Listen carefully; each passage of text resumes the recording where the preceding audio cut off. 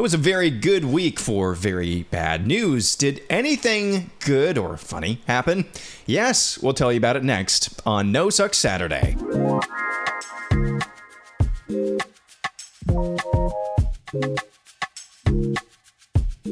Welcome back to another edition of No Suck Saturday. I'm Aaron, joined as always by my beautiful wife, my bride, Bella, for No Suck Saturday. We have 5, we hope, objectively good or funny news stories to tell you about, as well as continuing study, Chapter 3 of the book we're going through together, Gentle and Lowly, The Heart of Christ for Sinners and Sufferers by Dane Ortland. Before we get into any of those things, next week, it is the first episode of Ask Izzy. Now, what is Ask Izzy? Ask a crunchy or crunchy adjacent nurse any question you want about anything kind of medical or health related. That's kind of what we're going for. We have an email address set up. What is that, Bella? I don't remember. We're very well prepared.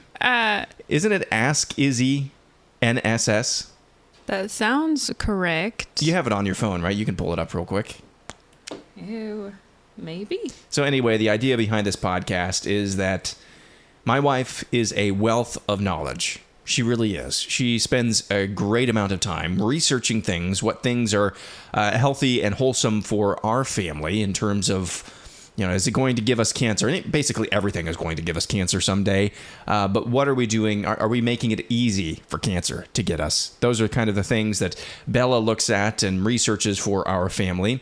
And so we thought it'd be fun, now that she is quasi out of nursing. You still have your nursing license, but now that you are no longer working full time in nursing, to kind of keep flexing that muscle, all of that wealth of knowledge that you've accumulated over the years, because you've worked in med surg before. That's just kind of a generalist type of thing. Mm-hmm. You've worked in kind of quasi administration as an inpatient care coordinator, and then you've worked in labor and delivery. And along the way, you have a lot of stories. You have a lot of experience, and you've also, having an inside look at the, modern medical industrial complex from the inside out. You have a really good perspective on what things are actually good practices, what things are not so much. And so we'd like to hear from you. This will be kind of the replacement for our book study in next week's episode. We'll spend maybe 10 to 20 minutes just peppering Isabella with questions about either her time in nursing, stories that she'd like to tell, or any specific questions you have about, I heard a doctor say this. Is this true? Bella will do her best to take a stab at it. So we have the email address, right? Finally, yes. Okay.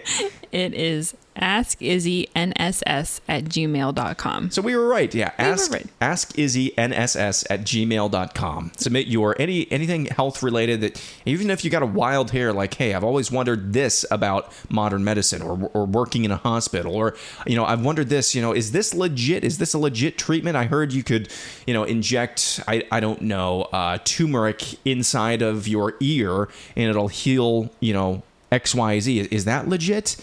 Is it? Please don't. Yeah. So any question like that, you can submit those. AskIzzyNSS@gmail.com, and that's Izzy with 2 Z's. Without further ado, it's time for this, and that'll be next week, by the way. That'll be Ask Izzy will be next week. It'll be an episode like today's as well that's available for the broader public, not just subscribers. So we have 5 stories we think objectively don't suck. Bella actually this week has 3 stories. I'm usually the one that comes up with 3, but you have 3 stories this week. Mm-hmm. I have 2. What's your first story? All right. My first story is about a Texas mom who rescued a baby bird using a tortilla. All right. My first story. What? That is somebody playing Mad Libs or something? That's what it sounds like. I know. I saw the headline. It's like, okay, I got to dig into this a little bit further. So, yeah, this woman was at her family's pool party, and she found a baby bird that was just lying cold and abandoned in her yard. I know. But thinking fast, she tossed a tortilla on the stove to warm it up, and then she wrapped the bird up in it and then called the Wild West Wildlife Rehab Center. Wow. Yeah. So that's a mouthful. It is. Try saying that 5 times really fast. No, I was just happy I got through it the first time. Yeah. But the employees were a little bit shocked when they got her phone call, and so they rushed over there, and sure enough, the baby bird was in a tortilla and was doing just fine and has now been rehabbed, and they renamed the baby bird Taquito. Wow. And they are now selling T-shirts on their website that say "Tortillas save lives." That's amazing. That poor baby bird probably was like looking around this entire time, being like, "Are you my mother? Yes. Are you my?" I've read that book so much lately. Yes, oh yeah. my gosh. She's glad that I got that. Yes. Yeah. Thank you for that. So my first good news story is, college athletics, particularly the sport of football, which is my favorite sport, has been going through some seismic changes over the last few years. And believe me, I've bellyached about it as much as the next guy. I like the nostalgia of growing up where regionality and geography matters when it comes to conferences. But this week at the Big Ten Media Days for football, at Big Ten Football Media Days, a man came up to speak by the name of Rich Clark. Rich Clark is a 38-year veteran of the Air Force. He's a lieutenant general who just retired about 6 weeks ago. And right after he retired from the Air Force, he took on his new role as the executive director of the College Football Playoff. And he's been doing the rounds at these media days for all of these conferences. And boy, howdy, it's next week. Everybody's in camp No for way. college football. Yeah, next week camp Crazy. begins. That's neither here nor there. Anyway, Rich Clark, for about the first 5 minutes of his talk to the media at Big Ten Media Days, I thought, you know what?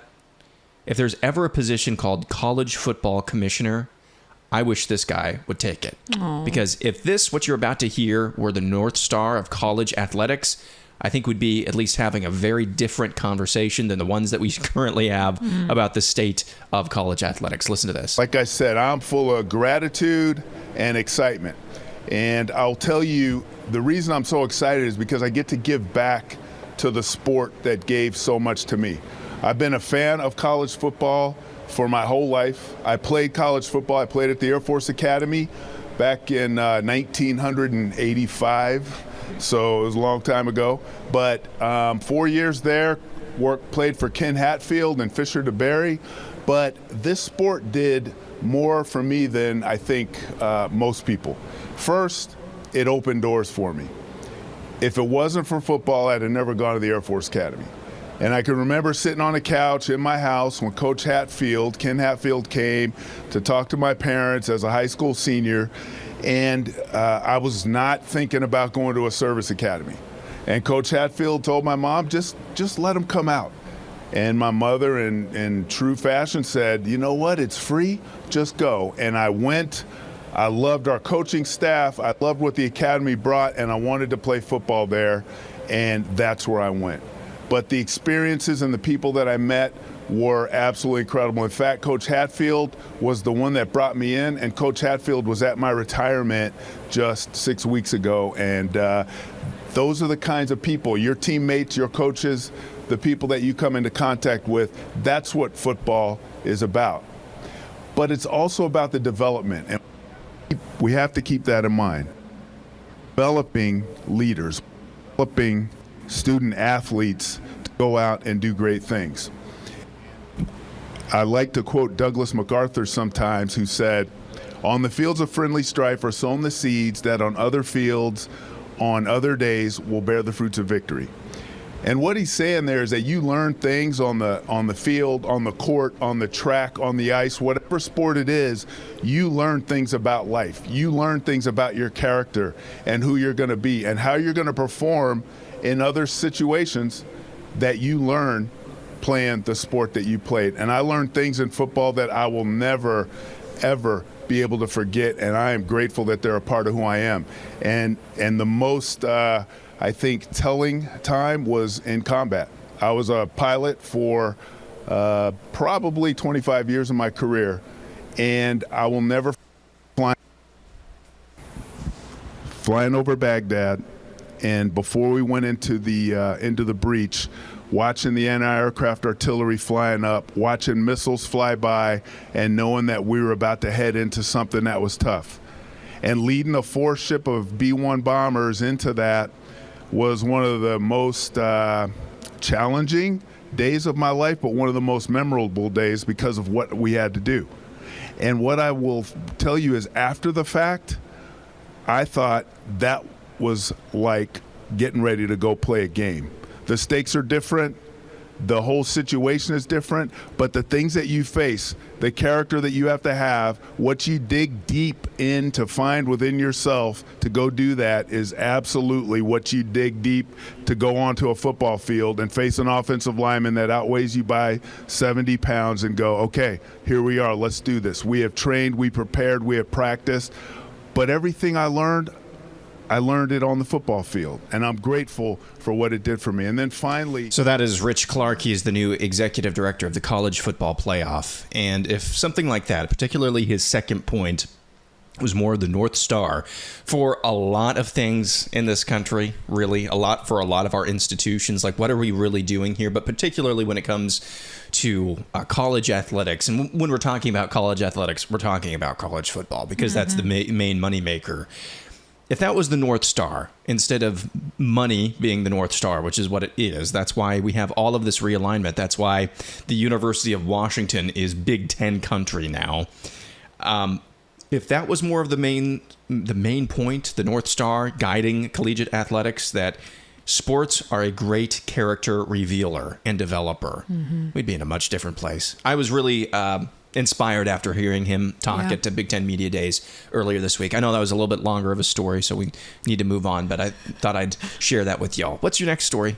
All right. Well, my next one is, I feel like I've highlighted a lot of foster care stories lately, but... They're good. Yeah, I can't pass up a good one. I know it's just such a broken and difficult system, and so when there's good outcomes, I don't know, I enjoy reading about them, and I like to highlight them, so... other people hear about it, and if you don't like it, too bad, because that's what I'm talking about. But we like it. Okay, good. So my next one is about two brothers that were in foster care in Florida, and they have now been adopted. So at the age of 7, Dawson lived in fear that he and his older brother Dalton would be separated because Dalton has cerebral palsy and epilepsy. Oh. And so even at such a young age, Dawson knew that it was going to be really difficult to find a family that wanted not only both boys, but one with significant medical needs. Yeah. So thankfully, with help from the Dave Thomas Foundation for Adoption, both boys have been adopted by their new parents, Robin and Stephen. Oh, wow. And yeah, I read this really, really sweet article, and it was just... amazing. Robin and Stephen, right? Yeah, neither, yeah. Just in case anybody thought it was Robin Steve. No, Robin. It's a woman. I double checked. There's a picture of her at the bottom because at first the way her name was spelled a little bit differently, and I was like, what is this? But no, it's a woman. We're good. But anyways, it's just, you can tell that the boys are just so happy being together, and these parents are just so happy to not only have kids but be able to keep these boys together, and they've through the foundation, they've been able to get like a wheelchair van and a few other accessories that they need. And it's just been a really good outcome for them. Good. So yeah, very, very sweet. I know. Can't imagine. I'm so glad that the story has worked out well. I can't imagine being 7 years old. I know. And like having so big of a heart for your sibling, but also knowing that this is going to be really hard and that you probably think nobody wants you. Exactly. Which you already feel that way in the system. And then you add on a medically complex kiddo, and you know, it takes a special family that's able to meet those needs. And so I'm really glad that it worked out for them. Yeah. Well, I'm not sure how to segue out of a very heartwarming story like that into this. This is not really a good story. It's just one of the funniest things I've ever heard. It was so funny that I didn't even laugh because I was mad because I wish I had thought of this. You've probably already seen or heard this yet. I'm not sure if you have. Yeah. But this is a new pharmaceutical that's available. And man, I want to talk to my doctor about getting this. Strike 3! I used to believe everything I'd see on the news, but that's before I discovered a brain. A brain is meant for everyday use. Those living with moderate to severe stupidity have seen immediate improvement in common sense with a brain. I thought the government had my best interests at heart, and then a friend told me about a brain. Talk to your doctor about what news sources you obey. A brain may also lower your desire to take life-altering advice from celebrities. Getting lectured about my carbon footprint from people with 3 private jets used to make sense. But thanks to a brain, now I can think for myself every day.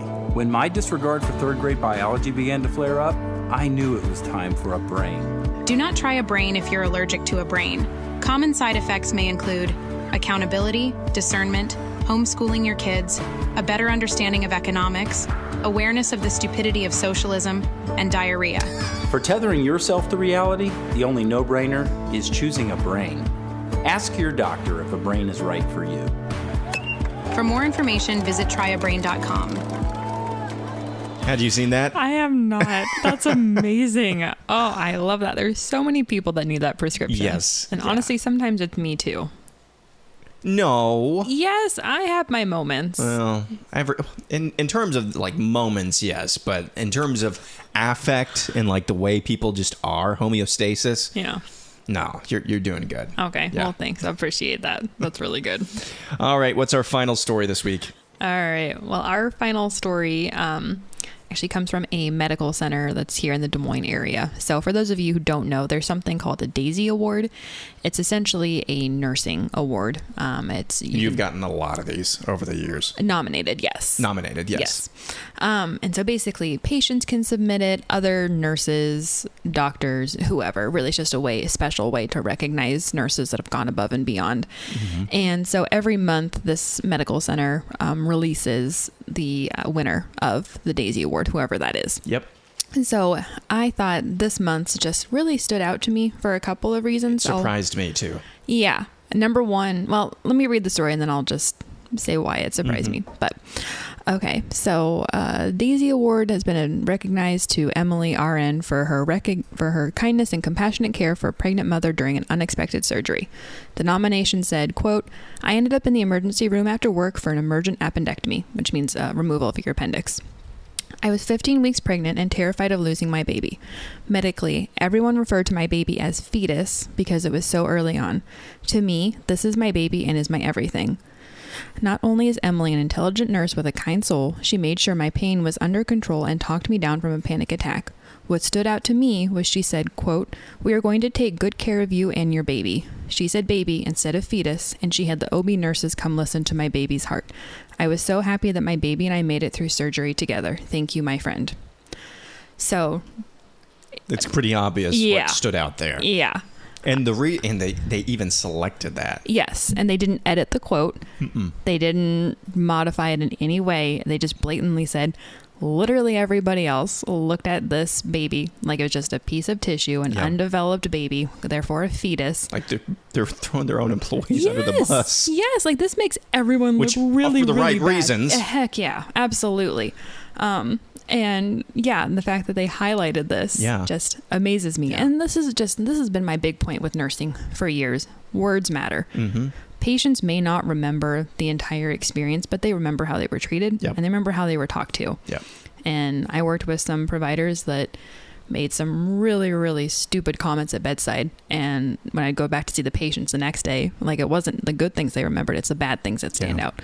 And then the really amazing things that they'll remember. So it just goes to show that, what we say matters and how we take care of people has an impact. And I think it's great that the story is getting some attention, even if people aren't paying attention to what the part that we're focusing on. Yeah. Yeah, that is a good story, and I'm glad she won that award. And a light was shown upon, actually referring to that baby for what it is, which is a real human baby. Yeah. So that's a great story. So we will be back. Those are 5, we hope, objectively good news stories that don't suck. We'll be back continuing on our study of Dane Ortlund's book, Gentle and Lowly, The Heart of Christ for Sinners and Sufferers, a little bit abbreviated segment that's coming up next.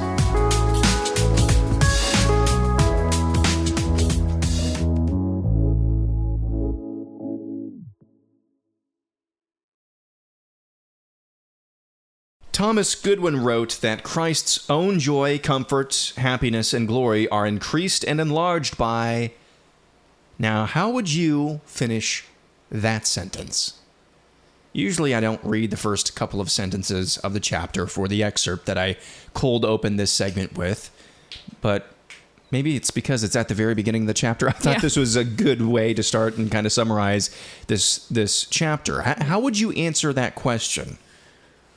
Christ's own joy, comfort, happiness, and glory are increased and enlarged by what? That is the thrust of chapter number 3 from Dane Ortlund's book, Gentle and Lowly, The Heart of Christ for Sinners and Sufferers. Bella, we have some questions. Yes, we do. Well, the first question is, what is the first characteristic that comes to mind when you think of God's attributes? God's attributes? Well, Oh, are we talking about specific attributes or Kind of basically answering that question that you just posed. Oh, okay. Own joy, comfort, and happiness, a glory. So which of those do I think of? Yeah. Okay. So I would say glory is probably the one that I think of first, just because we do have, and I hope that, believers, as they grow in their faith, as they grow deeper in their faith, God becomes bigger and more glorified in their own minds. But that's the first thing that I think of. Yeah, I agree with that. I think I focus on his mercy a lot, just the undeserved mercy that we receive continually. I think it speaks to his character and really differentiates us, because we don't deserve that, and we're not very good at showing it to other people sometimes. Yeah. What's the next question? Do you think about Jesus's comfort when you come to him with your sin? Why or why not? No. Yeah. And that's because, this is true for every single human being except for one. Yeah. But it is always when we're sinning and we go to Jesus, we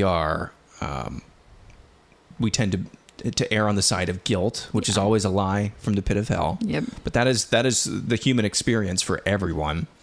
I'd say when we run to Jesus or seek his comfort, when we are going through times that are out of our control, or not necessarily a result of our sinfulness, but maybe of others' sinfulness, we still feel as if, I don't know, I think a number of things like you just don't want to bother him, Yeah. You don't want to be a bother. Yeah, exactly. You have so high a view of Jesus. That's good, but it comes at the expense of running to him as well, I think. Right. Sometimes, even if it's things that are circumstances in your life that are out of your control, I think we have a propensity to do that as well. I would agree. And I think, and this was something that one of our pastors talked about a couple weeks ago in one of the sermons, was part of Jesus's power is he is omnipresent. He is omnipotent. He's not just, he's able to deal with all of our stuff, but he's also dealing with everybody else's, everything else that's going on. And that's just speaks to his power. Yeah. But I feel like sometimes when I'm praying, I feel like I'm bothering him, even though there's absolutely no indication that is happening. But it's just me like, oh, sorry, God, I'm here again. Can you please help me? And I know there's bigger problems out there, but I really liked how this chapter focused on that, he wants us to draw on his grace and mercy, because the book says it shows who he is, not because it vindicates his atoning work, but it shows us who he is, and it's just an example of his love. There's a great allegory in here that illustrates that about a doctor traveling deep into the jungle to provide medical care to a primitive tribe afflicted with contagious diseases. He's had his medical equipment flown in. He has correctly diagnosed the problem, and the antibiotics are prepared and available. He is independently wealthy and has no need of any kind of financial compensation. But as he seeks to provide care, the afflicted refuse. They want to take care of themselves. They want to heal on their own terms. Finally, a few brave young men step forward to receive the care being freely provided. What does the doctor feel? Joy. His joy increases to the degree that the sick come to him for help and healing. It's the whole reason he came. How much more if the diseased are not strangers but his own family? So with us and so with Christ. He does not get flustered and frustrated when we come to him for fresh forgiveness, for a renewed pardon, with distress and need and emptiness. Yeah, that was a big aha moment for me. Yeah. Because I feel that way just as a mom, or when I worked as a nurse and someone finally accepts your help, or like Ben finally lets me, clean up his owie or whatever is going on.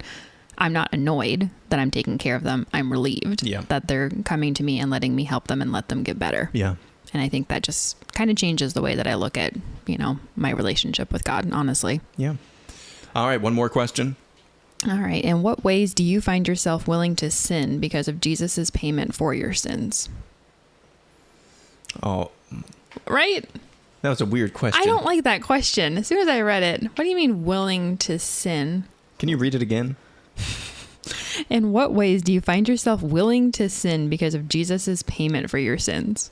Like we just sin more because he's sin more that grace may abound. No, certainly not. No, I don't think so at all. Paul addressed this. Yeah. So I don't know. There's nothing ringing a bell from that chapter that would have addressed the meaning behind that question. So we're just going to ignore it. That sounds great. Should we just give final thoughts instead and maybe not include that last? Yeah. Okay. I think my final thought is this. So the first couple of sentences, I'm going to read the first couple of sentences of this chapter and then the last sentence. Perfect. Thomas Goodwin wrote that Christ's own joy, comfort, happiness, and glory are increased and enlarged by... Now, how would you finish that sentence? Here's the last sentence of this chapter. Jesus Christ is comforted when you draw from the riches of his atoning work because his own body is getting healed. And understand, in the context of this chapter, his own body is getting healed in a sense. Yeah. I think that's a good final word. I agree. All right, we'll be back in just a moment with our highlight of the week and question of the week next on No Suck Saturday.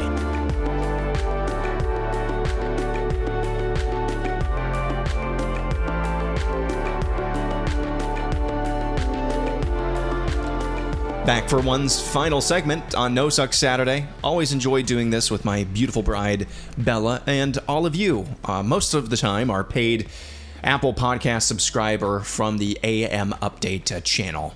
This week, we're making this episode free and available to all so that you can hear how you can have access to Bella for Ask Izzy.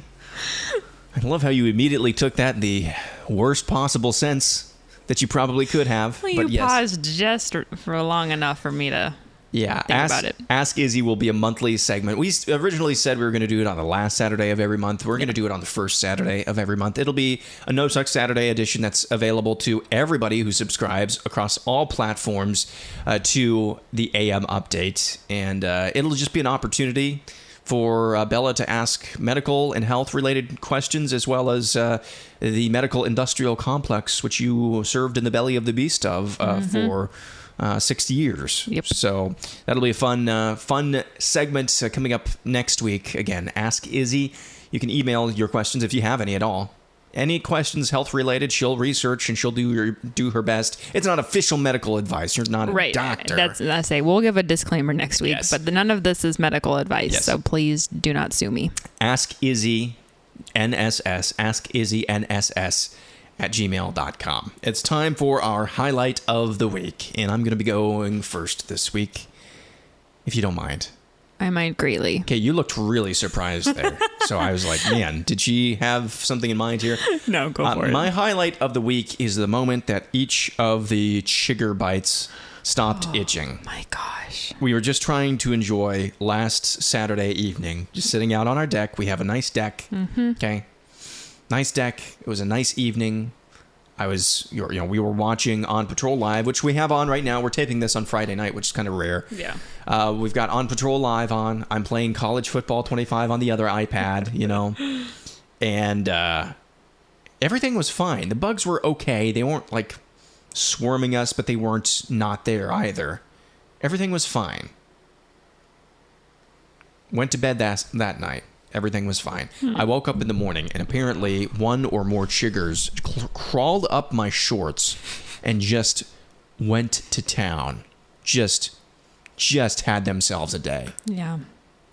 Or night in that context. Buffet. So it sounds like my low light of the week, but no, when you get bit up to that degree, it is a highlight when they finally stop itching. And It's finally true. around Thursday, they stopped itching, those bug bites. So that's my highlight of the week. That is really tepid, I know, but it is my highlight nonetheless. What's yours?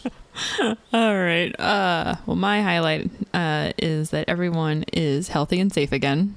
My mom unexpectedly had to have emergency surgery earlier this week, and she's doing great now. But there were just a couple moments there where it was just a little nerve-wracking trying to get her to get to the ER and get checked out. And, it was a very routine surgery, but it's just anytime, someone's got something like that going on and I couldn't physically be there with her. Yeah.